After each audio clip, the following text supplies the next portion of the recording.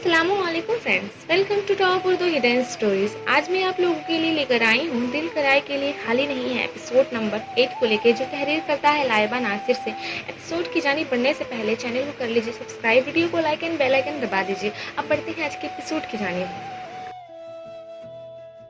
इस उदास रात की मायूसी, किन तन्हाई और उलझा देने वाले सन्नाटे का एक बेमायने लम्हा था।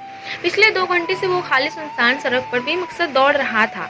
नजरों के सामने कितने ही हसीन लम्हात गर्दिश कर रहे थे। इसकी जिंदगी का कोई एक लम्हा भी इसके ख्याल के बगैर मुकम्मल नहीं था। इसकी खिलखिलाहट, इसकी हंसी, इसका लड़ना, इसका गुस्सा, हर मंजर कितनी ही बार इसकी नजरों के सामने लहरा रहा था। आप समझ ही नहीं सकी बेला, आप मेरे लिबास थे, आप ढांप नहीं सकी बेला, आपने तो इस लिबास को तार तार कर दिया। एक बार मेरी तरफ सुन लेती बेला आप। वो अपने मुंतशिर ख्यालात समेटने में बुरी तरह नाकाम हो रहा था। इसके चेहरे पर एक लहर से उठ रही थी।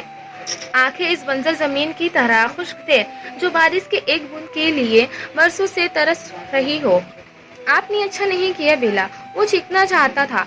अपने अंदर मरते तूफान को इसकी खुली फिजा के सुपुर्द कर देना चाहता था, लेकिन वो दराब इब्राहिम मालिक था। अपने जज्बात और एहसासात पर काबू जानता था। अपना सारा गुस्सा वो तारकुल की इस सड़क पर निकाल लेना चाहता था। इस तंजलील का एहसास कम नहीं हो रहा था। इतनी तस्लील, इतनी हित्क, इसकी आंखें आग बरस रही थी। आंखों के किनारे जब्त के बाज गुलाबी होते सूझ गए थे। थकान से चूर होते वजूद के साथ 2.5 घंटे के बाद वो घर लौटा था। लाउंज में ही उसे सदरा बेगम और जवार परेशानी से टहलते नजर आ रहे थे। जवार, इब्राहिम भाई। साथ खड़े शिरीन ने दरवाजे से दाखिल होते इब्राहिम की जानिब इशारा किया।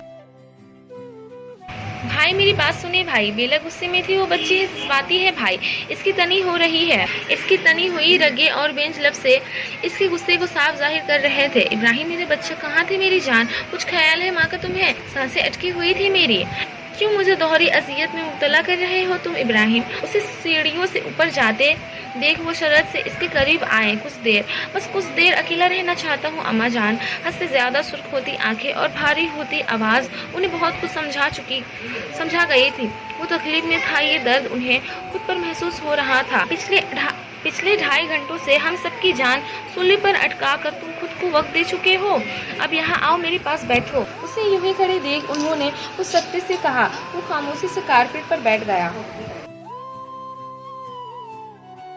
आप मुझसे नाराज हैं अम्मा जान? मैंने इतनी बड़ी बात छुपाई आपसे? मेरी जिंदगी का इतना बड़ा फैसला लेने का हक आपका था। वो इनकी गोद में चेहरे छुपाए वो किसी बच्ची की मान बोला। उन्हें इस वक्त वो 26 साल जवान मर्द वही छोटा सा मासूम बच्चा लगा जो अपनी माँ के इंतकाल के बाद उन्हें पहली बार अम्मा जान कहते इनकी आगोश में ममता ढूंढ रहा था। इधर मेरी तरफ देखो। मैं चंद लम्हों के लिए सदमे में जरूर थी, क्योंकि बेटा कहा ही नहीं समझा भी है। हमेशा अपनी औलाद से ज्यादा तरजीह दी है मैंने तुम्हें। इतनी बड़ी बात अचानक मालूम होने पर दुख भी हुआ मुझे। जब एक माँ अपनी बेटी को प्यार से जवान करती है तो इसके दिल में बहुत सारा अरमान होते हैं इब्राहिम, और सबसे बड़ा अरमान इनकी शादी का होता है। मेरे भी बहुत सारे अरमान हैं जवार, और तुमसे मंसकल अचानक मिली इस खबर ने मुझे बहुत तकलीफ दी है। पर जानती हो, मैं जब भी तुम्हारी शादी करती तुम्हारी पसंद को ही तरजीह देती। बेले के लिए तुम्हारी निगाहों में तड़प देखी है मैंने। मेरा बेटा जिस लड़की को इतना चाहता है मैं कैसे मुखालिफ कर सकती हूँ? इब्राहिम ने हैरानी से इनकी जानिब देखा। वो तो मुंतजर था कि वो चीखेंगे, अफजल साहब से जवाब नहीं करेंगे। अच्छी लगती है नबीला तुम्हें? इसकी परेशानी में लब रखती उन्होंने नरमी से सवाल किया। जवाबन वो बस शुष्क होती नजरों से उन्हें देख कर रह गया। अम्मा जान हो तुम्हारे यकीनी से सब देख सकती हूँ। अब बताओ, मुझे मोहब्बत करती हो उससे? इसी मोहब्बत का तो एजाज दिया है आज इन्होंने अम्मा जान। इसकी बात पर वो हल्का सा मुस्कुराए। ठीक ही वो निकाह में तुम्हारी है, लेकिन मुझे ये बताओ इब्राहिम, जो तुमने किया वो ठीक था? तुम इस पर हक रखते हो, इसलिए तुमने उससे छुआ। लेकिन इस वक्त जब वो जानती भी नहीं है कि तुम इस पर हक रखते हो, तो अगर देखा जाए तो इसका दरअमल भी कुछ गलत नहीं है मेरी जान। नरम लहजे में इसकी जानिब देखती वो शफकत से बोली। वो हैरानी से उन्हें देखता रह गया। इनकी किसी भी अंदाज में उसे बेला के लिए नफरत या नाराजगी महसूस नहीं हुई। बाबा से कुछ बात करना चाहता हूँ अम्मा जान। उसने जैसे ही उनसे इजाजत चाही।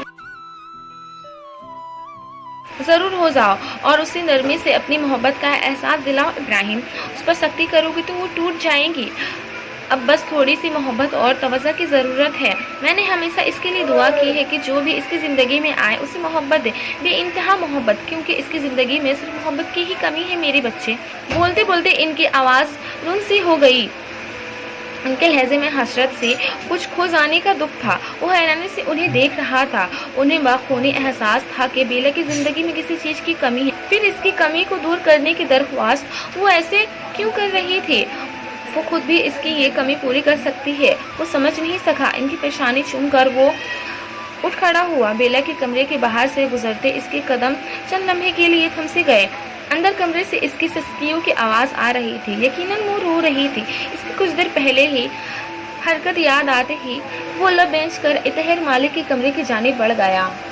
کیسا محسوس ہو رہا ہے آپ بابا؟ شکوہ کینہ نظروں سے ان کی جانب دیکھ کر کہتا وہ ان کے مقابل آ کھڑا ہوا۔ تم کیوں چلے گئے بیلا کے کمرے میں رات کی اس پہر؟ ابراہیم ابھی وہ اس خبر کے لیے تیار نہیں تھی۔ بیٹا ٹوٹ گئی ہے، کتنے گھنٹوں سے دروازے بند کیے رو رہی ہے۔ وہ نظریں چراتے ہوئے بولے۔ اور میں نہیں ٹوٹا، میری محبت نے مجھے برباد کہہ دیا۔ اپنی بیوی کو دیکھنے کے لیے رات کے اندھیرے کا سہارا لینا پڑ رہا ہے مجھے۔ میں آپ کو قابل رحم کیوں نہیں لگ رہا بابا؟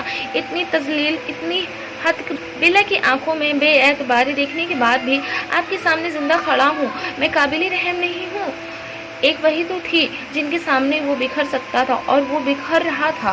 ابراہیم وہ نہیں جانتی ہے اس رشتے کے بارے میں میرے بچے۔ اس کی تڑپ انہیں بھی تڑپا رہی تھی۔ مجھے ان کی نگاہیں، ان کے لفظ نہیں بھول رہے ہیں بابا۔ میری زندگی میں وہ تو شروع سے ہی تھے بابا، ہمیشہ سے تھے وہ۔ 8 سال کی عمر میں میرے ساتھ ان کا نکاح جڑ چکا تھا۔ میں نادان نہیں تھا بابا، میں جانتا تھا جو نام مجھ سے جڑ رہا ہے وہ مجھے اپنی زندگی کی آخری سانس تک ساتھ رکھنا ہے۔ جب یہ بات میری علم میں شروع سے تھی تو بیلا کو بھی معلوم ہونی چاہیے تھی بابا۔ آپ نے مجھ سے کہا ہے کہ میں ان کی زیادہ قریب نہ جاؤں بابا، اور آج وہ سب سے محبت کرتی ہے سوائے میرے۔ میں جو ان کی محبت کا سب سے زیادہ حقدار ہوں، مجھ سے نفرت کرتی ہے وہ بابا۔ ہر کوئی انہیں اپنا محسن لگتا ہے سوائے میرے۔ اماں جان کے برے رویے کے باوجود وہ ان سے محبت کرتی ہے۔ میرے ذرا سے سختی پر اتنی نفرت، اتنی بدگمانی، اپنی بیوی کو اپنے لیے رشتے لاتے دیکھ کر بھی میں نے ان کے لیے اپنے دل میں کوئی بدگمانی نہیں آنے دی۔ اور کیا ثبوت دوں اپنی محبت کا بابا؟ اس کا ایک ایک لفظ انہیں تیر کے مان لگ رہا تھا۔ اطہر صاحب سے بات کرنے کے لیے آتی بیلا دروازے سے ہی لوٹ گئی۔